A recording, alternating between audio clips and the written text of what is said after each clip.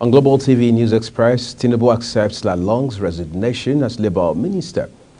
Sanwo-Olu to commission Ikeja along flyover on Tuesday. Beyond Nigeria, Kenya, EU signed trade agreement, plus EU launches illegal content probe into Elon Musk's X. Hello and welcome to all our viewers in Nigeria and around the world to the News Express on Global TV. We're live in the nation's capital, Abuja. I'm Uyi Agmofwegwe. Let's begin by telling you President Bola Tinubu has accepted the resignation of the Minister of Labour and Employment, Simon Lalong. The presidency confirmed on Monday.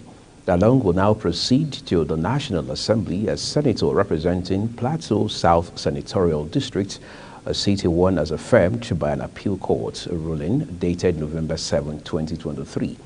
The former Plateau State Governor is due to be sworn in later this week by Senate President Godswill Akpabio, as it was gathered. Lalong served as Director General of the Tinubu Campaign Organization in the months leading to the February presidential election. The Independent National Electoral Commission, INEC, has stated its readiness to conduct a by-election to fill existing vacancies in states and federal legislatures. At a meeting with leaders of political parties, chaired by Chairman of the Commission, Professor Mahmood Yakubu, INEC said conduct of the by-elections and rerun polls across the country have provisionally been scheduled for Thursday, February 1, 2024. Sharon Ajay completes the report. Following series of litigations resulting in court orders, the Commission stated that it has an obligation to conduct rerun elections in 34 federal and state constituencies made up of 1 in senatorial district, 11 federal constituencies and 22 state constituencies. The Election Petition Appeal Tribunals have ordered the Commission to conduct rerun elections in 34 constituencies made up of 1 senatorial district, 11 federal constituencies, and 22 state assembly constituencies.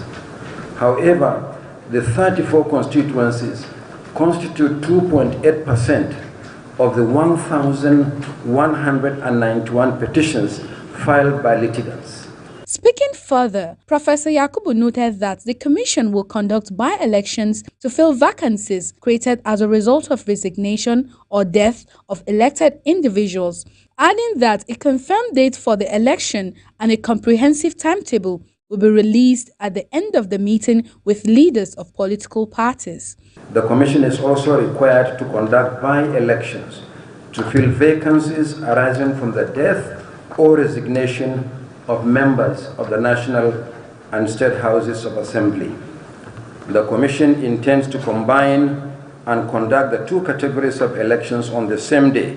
Sharon Ajay, reporting for Global TV News. Thank you, Sharon. The Lagos State Governor, Babajide Sanwo-Olu, will commission the Ikeja along flyover on Tuesday, 19 December 2023. He added a chairman, Nigerian Governors Forum, who is also the governor of Kwara State, Abdulrahman Abdulrazak, will join the governor to commission the project. Sanwo-Olu said this while addressing newsmen after flagging off the commencement of the commercial operations of the Lagos Blue Line Rail. He said opening of the bridges will give a signal that the Red Line Rail is coming up and that the government is almost completing the retrofitting of the trains. Similarly, Lagos State Governor Babajide Sanwo-Olu has approved 35,000 Naira wage award for the state public servants. This was just as he also approved the payment of 50% of basic salary as an end-of-year bonus for all political appointees and public servants, employees of local governments and local council development areas, Lagos State Universal Basic Education Board, and the Lagos Neighborhood Safety Corps. The approval was contained in a circular obtained and signed by Lagos State Head of Service, Bode Agoro.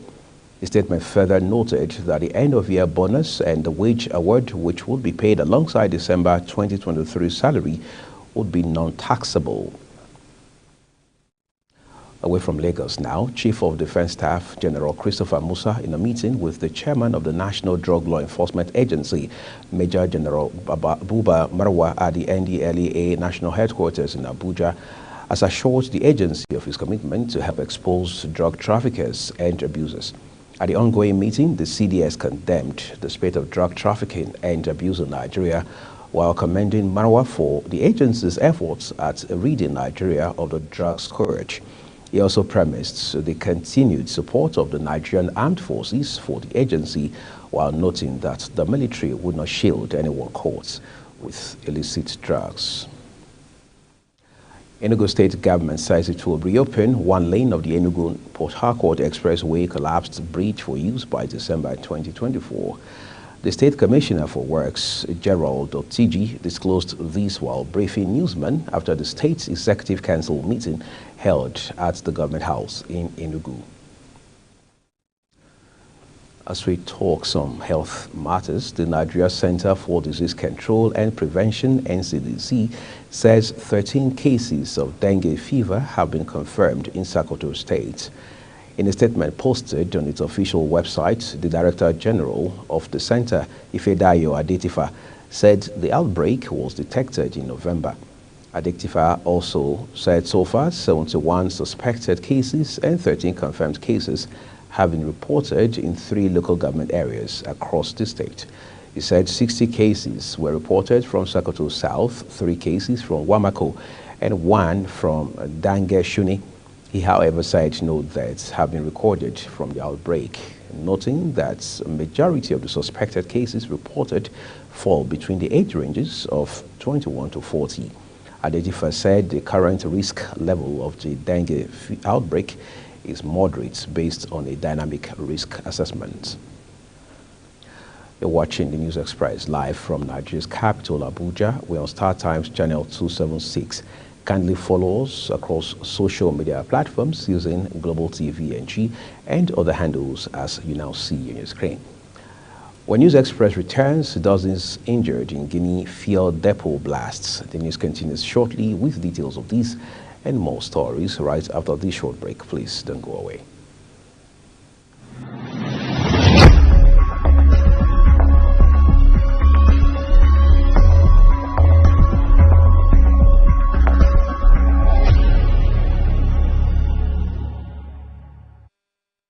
This is Global Television, bringing you a live broadcast of the News Express. Thank you for staying with us. On the foreign scene, the EU on Monday announced what it now calls formal infringement proceedings against the Elon Musk's X platform under a law cracking down on all illegal online content after identifying this information related to Hamas's October 7 attacks in Israel. It is the first such step Brussels has taken against a major online platform since this year, introducing the Digital Services Act, a sweeping piece of EU legislation that cracks down, that heightens online companies' responsibility for content moderation. An explosion has rocked a fuel depot in the Guinea capital, Conakry, on Monday, injuring dozens of people, according to a doctor and local residents. The explosion, accompanied by a fire, occurred shortly after midnight in the administrative and business district of Kalom near the port, according to reports. The explosion sent thick black clouds of smoke into the sky on Monday morning as residents fled the area where the blast occurred. Witnesses said dozens of civil protection vehicles had reached the area, but Guinean authorities did not immediately comment on the situation. And stranded residents sheltered on a hospital roof as flash floods swamped in northeastern Australia on Monday, with raging waters severing roads and flushing crocodiles into towns. Rescue teams evacuated more than 300 people overnight, police said, and military helicopters were dispatched to help inundated areas cut off by the floods. Australian military used 2 heavy-lifting Chinook helicopters to ferry supplies and personnel into flood-stricken towns. Police Commissioner Carroll said authorities were thankful they had not seen any deaths or serious injuries during the emergency so far. A man went missing and thousands of people in the Philippines were sheltering in evacuation centers today as tropical storm Jelawat hit the large southern island of Mindanao, causing scattered flooding and power cuts. The storm weakened as it rakes across Mindanao after making landfall in the morning, But the State Weather Service said the threat of floods and landslides remained. Police in Mani municipality, where the Lawatsi made landfall, reported one man missing at the swollen Kasoman River that bisects the coastal town of about 40,000 people. Let's turn to East Africa, where Kenya and the European Union on Monday signed a long-negotiated trade agreement to increase the flow of goods between the two markets.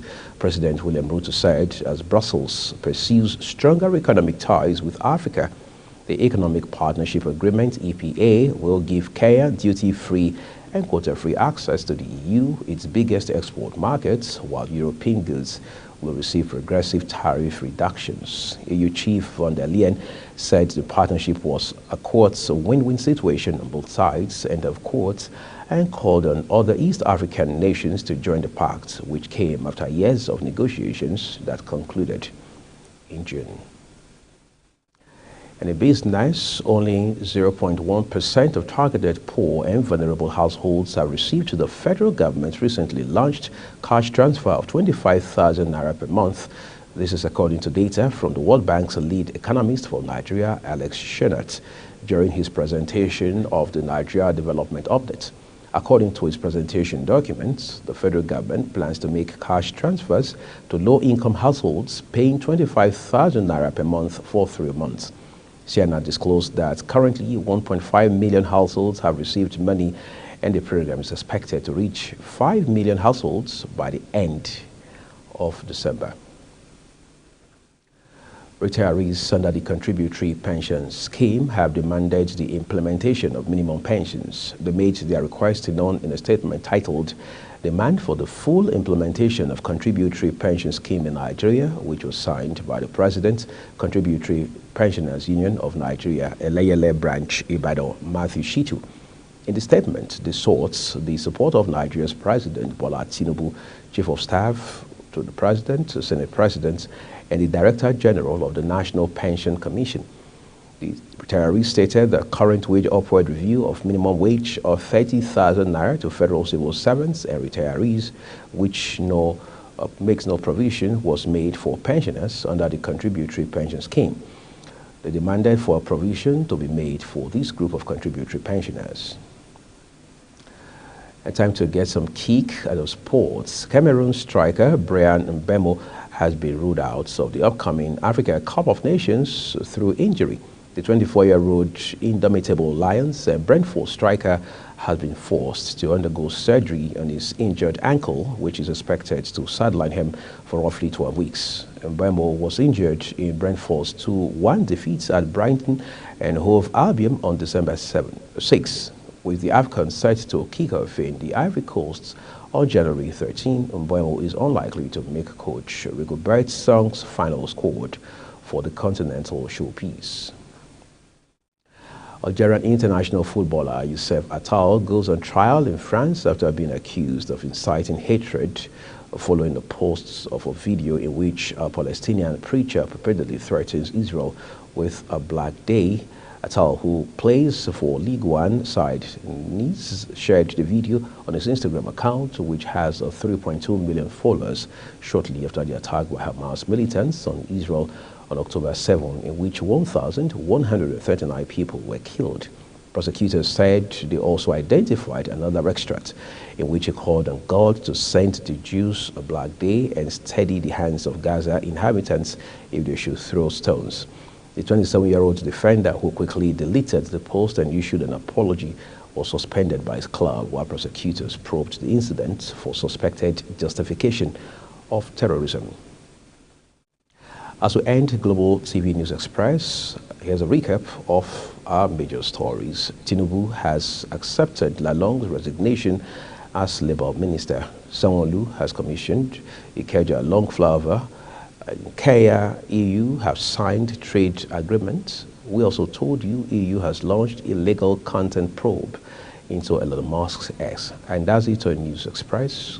Came to you live from Nigeria's capital, Abuja, with Star Times Channel 276.